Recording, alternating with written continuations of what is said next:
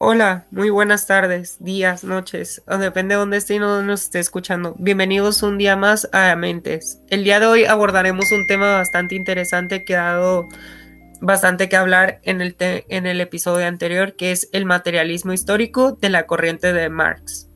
Para esto no vengo solo, vengo acompañado de un grupo de compañeros y juntos vamos a abordar este tema que es bastante interesante y que surge a partir de, como ya había dicho, del marxismo, que sería el materialismo histórico. Hola, aquí Emily y Octavo, mucho gusto, qué bueno verlos aquí de nuevo. Aquí Diana Miranda, un gusto verlos otra vez en este nuevo episodio. Jimena Islas. Belén Galeana. Franco Robles. Y bueno, como mencioné ya, un gusto con ustedes. Y para entender un poco sobre el materialismo histórico, como mencionó mi compañero Samar, es importante conocer la estructura de este, que es básicamente la base económica de una sociedad.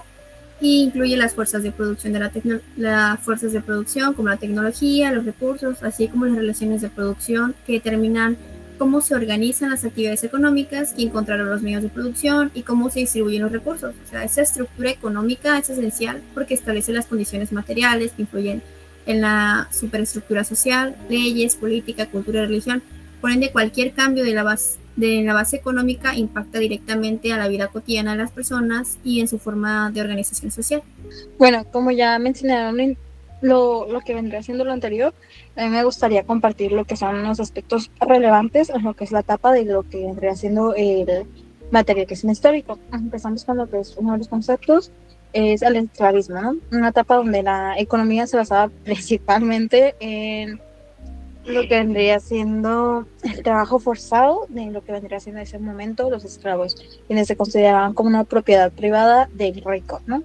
Esta forma de producción dominó a las civilizaciones como vendría siendo Grecia y Roma, y fue clave para lo que vendría siendo el desarrollo de las primeras grandes estructuras sociales jerárquicas, como vendría siendo lo que hoy vemos, que vendría los ricos, los de clase media, los de clase media alta, los de clase baja, ¿no?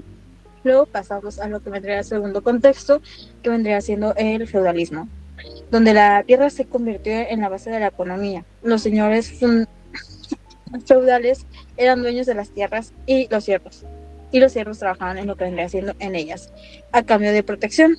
Aunque ya no había esclavitud formal, sí existía una fuerte dependencia y desigualdad.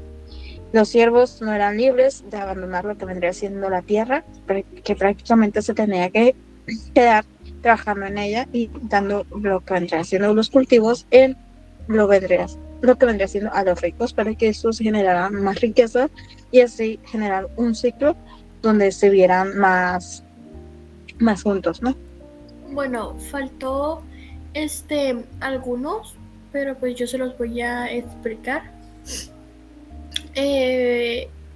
Bueno, uno de los que les faltó fue el capitalismo, que es como que cada persona debe tener la libertad para trabajar, como comprender y ganar su propio dinero para que así tenga su propia economía.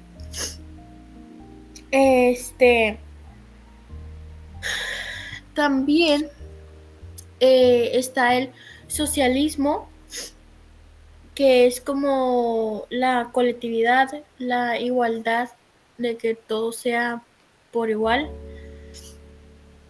Y bueno, en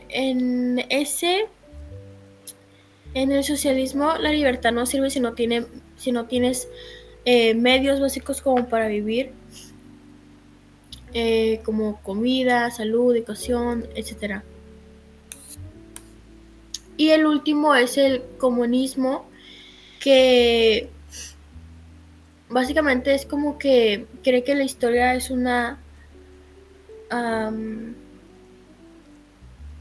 como una lucha de clases. Por ejemplo, el capitalismo oprime al trabajador y el comunismo ideal es una asociación sin clase. Y bueno, a mí me gustaría aportar un poco más de información de un tema muy relevante que ha mencionado mi compañera Jimena respecto a la lucha de clases, pero también en cómo ahora se ve la lucha de clases en nuestros tiempos. Y bueno, la lucha de clases se refiere al conflicto entre diferentes clases sociales, como bien había mencionado, entre los intereses económicos y sociales opuestos. Es como las dos clases que han sido clasificadas entre los trabajadores, o como Marx antes les llamaba, proletario, trabajadores que no poseen los medios de producción, y la burguesía, las personas ricas que tienen el capital o el dinero para invertir en sus negocios. Y desde las antiguas sociedades se ha visto esta lucha, aún más con el capitalismo moderno. Con su explotación a los trabajadores, Marx dice que los trabajadores en el capital venden su fuerza a cambio de un salario mínimo, porque se debería pagar mucho más por su trabajo y esfuerzo, porque algunos de los trabajos incluso arriesgan su vida por una paga mínima. Aquí en México se ve mucho esto, sin mencionar la falta de seguro social y otros servicios públicos que se les niegan, porque algunas de las empresas son algo sucias. También debemos tomar conciencia de esto, ya que al tenernos bajo todo un régimen viviendo con lo mínimo, la gente estaría demasiado cansada para darse cuenta de lo que está pasando, encerrándose en pequeñas burbujas en su mente. Marx dice que la sociedad o la clase trabajadora debe levantarse, ya sea en armas, en palabras, en movimientos sociales, como lo hemos visto hoy en día, mayormente en México, Venezuela, países latinos donde se ve más la explotación laboral, para que entremos en un sistema socialista, donde los medios de productividad serán colectivos, y lentamente creemos a uno comunista. Pero bueno, también da un gran impacto sobre la lucha social, ya que ha hecho numerosos movimientos y políticos a lo largo de la historia. Sigue siendo un tema relevante en los análisis de desigualdades económicas y sociales, ya que la lucha de clases abre la información respecto a la brecha económica que tenemos la gente. También respecto a los derechos laborales y el acceso a servicios básicos, como la salud y la vivienda accesible, ya que algunos, como los de Infonavit, elevan los precios de las casas e incluso algunas ni siquiera están terminadas. Esto también se puede reflejar en hoy en día, en la lucha de clases en nuestros tiempos. La importancia de hablar de Karl Marx hoy en día es fundamental para entender no solamente cómo funcionan nuestras economías, sino también por qué seguimos enfrentando problemas tan estructurales como la pobreza, la desigualdad o el desempleo. Marx no solo hizo un análisis histórico, sino que creó una herramienta crítica para interpretar la realidad. Su método, el materialismo histórico, nos invita a mirar más allá de las apariencias y entender que muchas veces lo que creemos que es natural o normal, en realidad responde a intereses económicos. Por ejemplo, ¿por qué hay países ricos y países pobres? ¿Por qué algunas personas también trabajan toda su vida y apenas sobreviven, mientras otras acumulan fortunas gigantescas sin producir algo directamente? Marx diría que eso no es casualidad, que es el resultado de una estructura económica desigual que se reproduce y se justifica culturalmente. Y lo más fuerte es que esta desigualdad muchas veces se normaliza hasta que surge una crisis o una protesta que nos hacen volver a verla. Hablar de Karl Marx también es hablar de resiliencia, de la capacidad de cuestionar un sistema que a veces pone el valor del dinero por encima del valor de la vida. Y aunque todos estamos de acuerdo con sus propuestas finales, su análisis sigue siendo una herramienta que nos hace despertar nuestra conciencia. Por eso, creo que no se trata solo de leer de Marx como un teórico del pasado, sino de preguntarnos cómo lo que vivimos hoy tiene raíces en lo que él denunció hace más de un siglo y qué podemos hacer al respecto. Bueno, ahora conociendo un poquito más de esta información y conociendo un poco más de lo que fue el episodio pasado, que fue el marxismo, me gustaría preguntarles algo. ¿Ustedes creen que este modelo de estructura económica sería bueno actualmente o creen que podría llevarse a cabo? Bueno, yo primero, como soy el anfitrión de este episodio, voy a dar mi opinión por qué no. Yo estoy en contra. Bueno, pero para darles un poquito más por qué estoy en contra. Pues me gustaría comentar el inicio, una de las teorías que se tiene de cómo se inició este modelo de propiedad privada básicamente, y fue cuando nosotros en vez de ser nómadas comenzamos a ser sedentarios.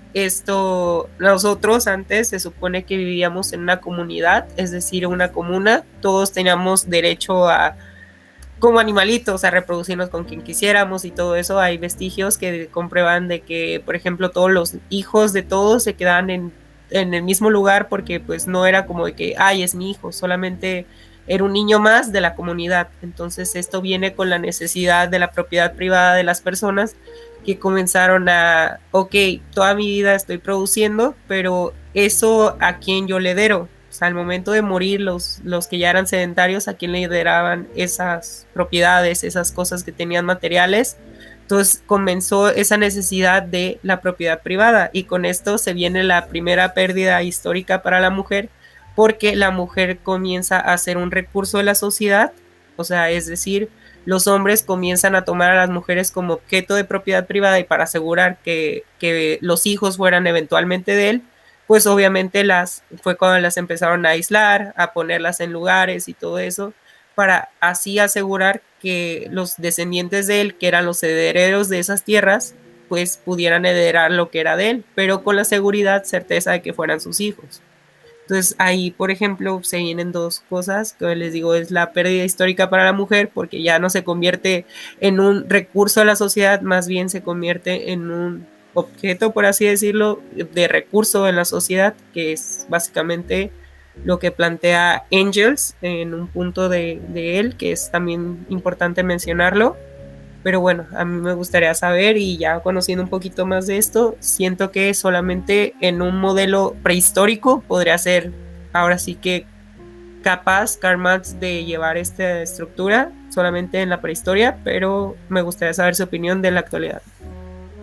Bueno, sí, yo creo que al pensar en el materialismo histórico y su relevancia hoy, es vital tener presente que el análisis de las estructuras económicas no solo nos permite comprender el pasado, sino también el presente. O sea, la lucha de clases no es un relicario de la historia.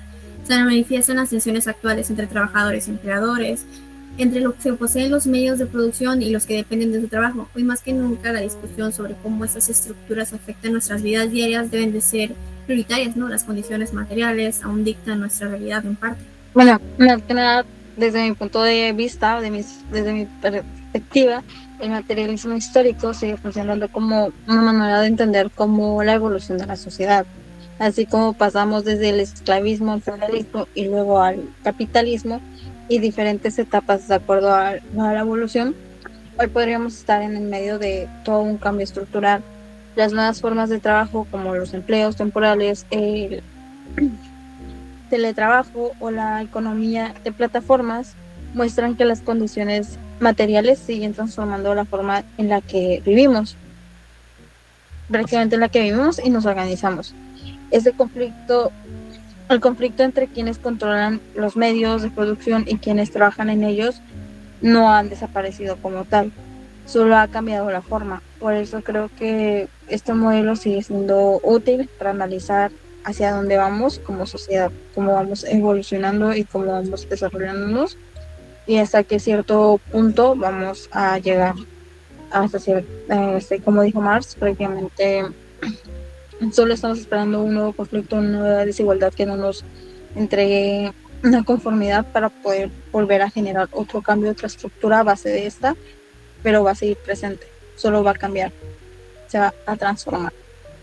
Ok, bueno, y ya viendo las distintas conclusiones que han llegado mis compañeros y la que yo he presentado, pues me gustaría despedir este episodio sin antes decirles y agradecerles de estarnos escuchando, y pues que los queremos escuchar nosotros también en la parte de abajo. Entonces, pues sin más que nada que decir, hoy cerramos con este y nos vemos en el siguiente. Hasta luego. Adiós. Bye. Adiós. Adiós. Adiós.